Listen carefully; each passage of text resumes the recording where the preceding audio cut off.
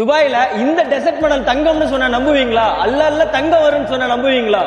என்னன்னு கேக்குறீங்களா? தங்கமா மாற போற இந்த மண்ணில் இன்வெஸ்ட் பண்ணீங்க அப்படின்னா டபுள் ட்ரிபிள் இல்ல 500% வரைக்கும் அப்ரிசியேஷன் எடுக்க முடியும். எப்படின்னு தானே கேக்குறீங்க?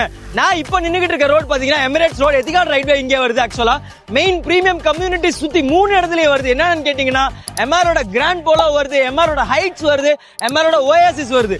எல்லா ப்ராஜெக்ட்டுமே 5 மில்லியன் 10 மில்லியன் வரக்கூடிய இடத்துல நான் சொல்லிக்கிட்டு இருக்க ப்ராஜெக்ட் பாத்தீங்கன்னா water front river side property just in 1 million.